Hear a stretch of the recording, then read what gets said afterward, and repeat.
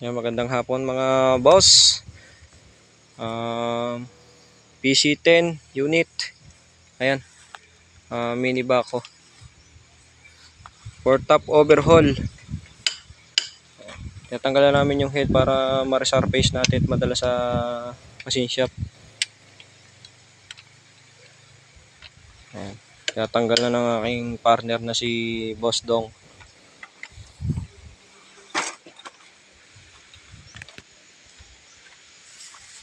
PC10.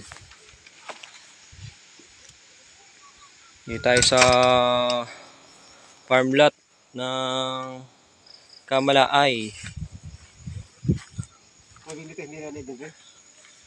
Wala na tubig yan. Natanggal na natin dito. Ayan.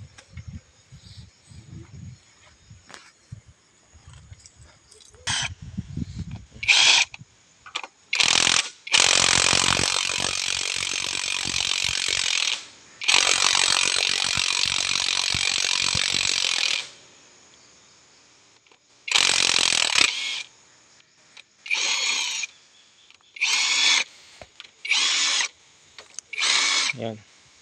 Na.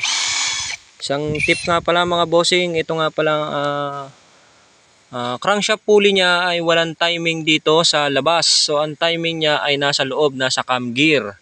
Kaya kung kayo ay mag-overhaul nito mga bossing ay kailangan na itama nyo ang timing sa loob niya, yung cam, yung timing gear niya. Ayan. Ito yung injection pump natin.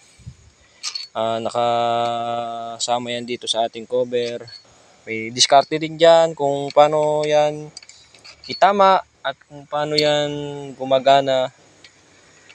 Ayusin din natin tong alternator kasi kumakalog. So, masabit yan boss sa mga sa LC. Ayan, tanggalin to. Sa project natin to, mapandar to. Ang issue nga pala nito mga bossing, overheating. Ayan, nag-overheat siya. At ang dahilan niya mga bossing ay ito, ang water pump. Humiwalay na yung kanyang pinaka LC. Mga bossing, ayan no. So, ito ay minamadali ng may kanya ng farm, may kanya ng backhoe. So ito'y gagawa natin ng paraan yan para isang mabilisan lang. Wala agad-agad tayong makukuha nito. Ayan mga bossing. Yan. Bali, ispatan lang natin yan dito. Titingnan lang natin, ispatan natin yan dito sa mga gilid-gilid niya. Itatama lang natin yung tamang ikot niya para makahigop siya ng magandang tubig. Ayan. At umpisahan na namin tong tanggalin para madala na namin to sa machine shop. Sige boss, tanggalin natin yan. Tanggalin mo? Oo, tanggalin natin yan. Pare-paras naman haba nito.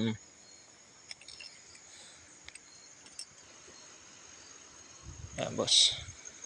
Medyo matigas lang siya kasi di natin alam kung kailan na ito na top overhaul ba o ano, hindi pa natin alam. So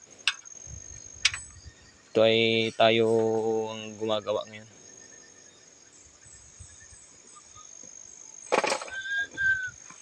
PC10 3-cylinder backhoe.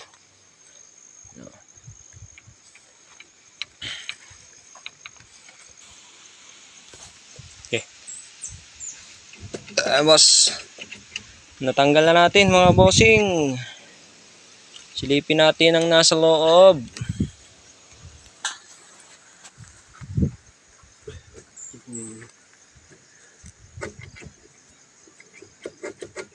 Grabe ang tigas nito. Buti na lang malakas ang ating kasama. Ayun. At ayun na nga, nakita natin ng maayos. Mga bossing oh.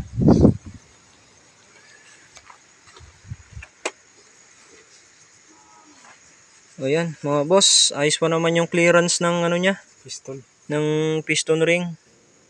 At mukhang maayos naman yung kanyang combustion kasi wala siyang ganong carbon. Maganda naman yung ating liner. Ayan, makinis pa naman. Kung nakikita nyo naman.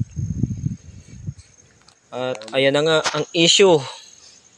Dito siya dumadaan mga bossing. Ayan, kung mapapansin nyo mga boss, ito, makinis pa to. Ibig sabihin maganda ang lapat niya. Pagdating dito mga bossing, wala na. Ayan, lumusot na yung hangin niya palabas. Dito siya dumadaan. Ayan, no. Tatlo mga bossing ang dinadaanan niya. So kailangan natin palitan tong head gasket. Hanap tayo niyan. Tapos kailangan nating ipa-resurface ang cylinder head. Ayan, abangan natin ang susunod sa pagkakabit. Maraming salamat mga bossing. Gandang hapon.